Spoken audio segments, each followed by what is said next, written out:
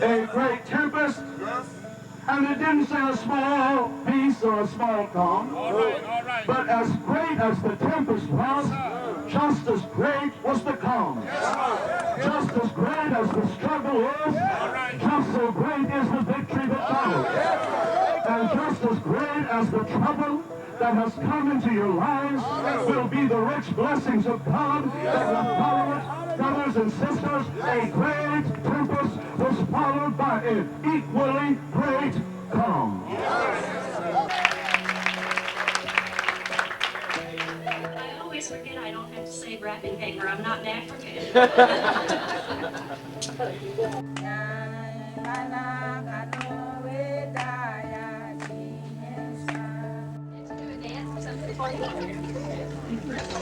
Is that film?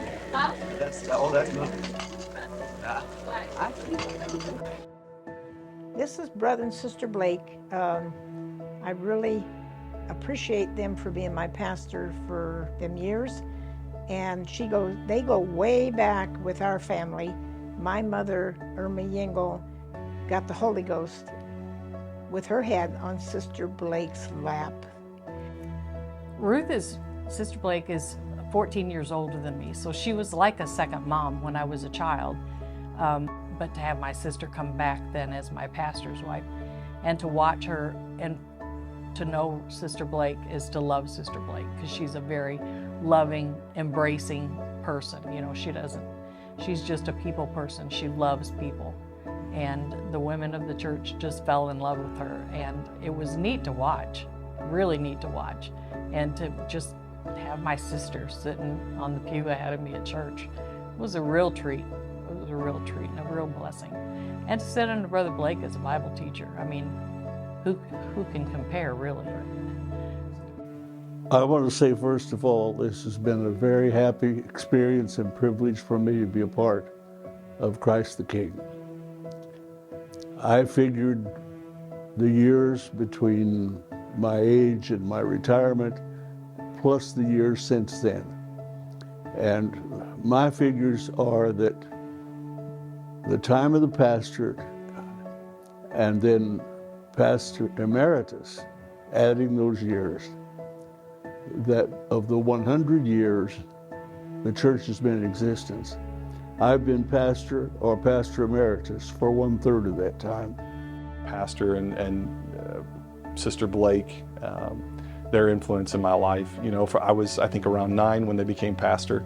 And so that was an exciting thing. My grandfather was mostly the pastor that I recall in my early life, and then they came when I was 9, and of course had a tremendous impact, you know, coming from mission, you know, the mission field and coming back to the States, and just his Bible teaching and preaching, and her ministry as well. She was an author and licensed minister and had a lot of influence in my life as well. And Brother Blake was just an amazing pastor, teacher. I love to hear him teach. He just brings it out so clear. And we really enjoy hearing Brother Blake teach. And he was a good pastor. He was a good man. He was a good pastor, still is. I mean, he's just a very special person. The warmth, the genuine, the love. Pastor Blake is full of love.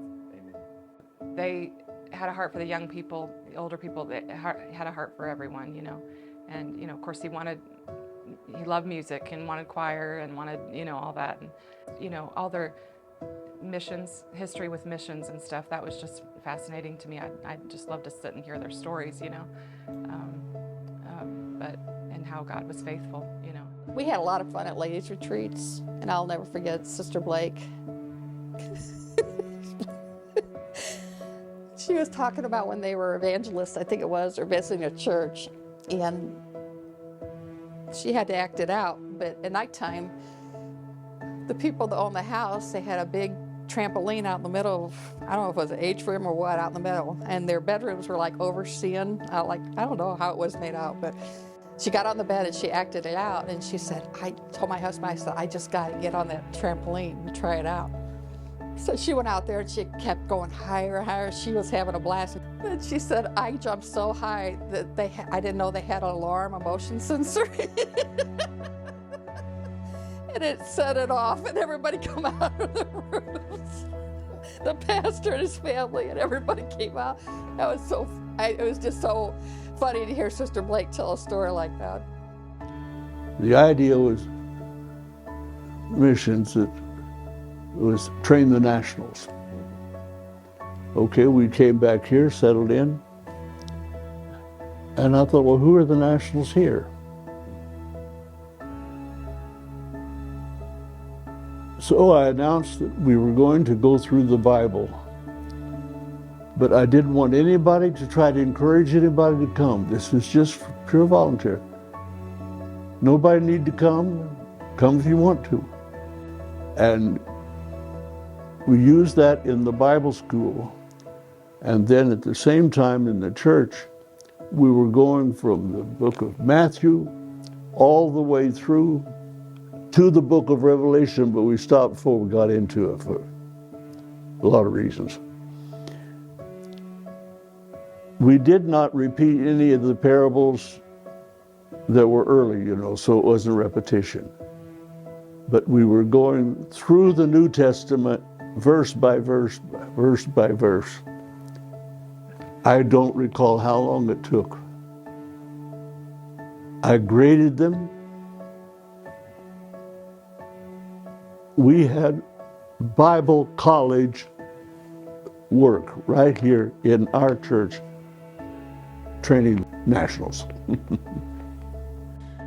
One sermon that Brother Blake preached was called Miracles in Slow Motion. And at the time that he preached that, our nephew, Tatum, had just been born and was in the hospital for the first 2 months of his life and was fighting for his life every day. And it was a very difficult time, but he preached this message, Miracles in Slow Motion. And he talked about how sometimes God can do an instantaneous miracle, but that sometimes, and he gave the example, several examples, but one example was the man who was touched and he saw men as trees walking. So it wasn't a complete miracle at that moment, but it was a progressive miracle. It was a miracle in slow motion. And it was something that ministered to me greatly to us at that time. And that's one message that will always stick with me, is that just because it's not an instantaneous miracle doesn't mean there's not a miracle in slow motion, that God's working. Brother Blake used to do Passover meal, so he would, they would prepare the lamb, and I was always really excited because I liked lamb, so I enjoyed it, and he would kind of go through the symbolism for the Passover meal. First of all, I explained that this was not kosher, but it was to give a taste and an illustration of the Passover had it really been true. And we would have the unleavened bread. My wife would bake lamb. We'd slice lamb and serve that. Horseradish. Everybody was to take some of that for their bitter herbs to remind them of the bitterness of slavery. But we took all of the elements of the Passover and explained it as we went, as we partook of it. Oh, that was wonderful. My kids loved that. Yeah, he would, work so feverishly trying to get all this stuff together and go out back there in the fellowship hall and explain every detail. I would have never tried lamb in my life, but I tried it and it was good. So. It was always good. The lamb, I tasted good. We never liked the bitter herbs. It didn't taste good, or the horseradish or whatever that was. But you're not supposed to like it. Yeah. But yeah, no, we went to everyone.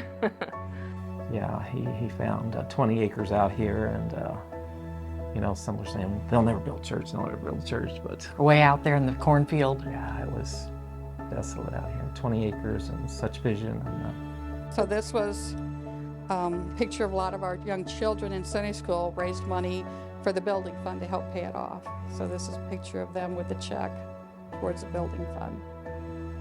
When I started coming, the drywall going to the kids' Sunday school room was going up, so I would help with that. And then I would come and help bend conduit with the guys, and then clean up stuff around.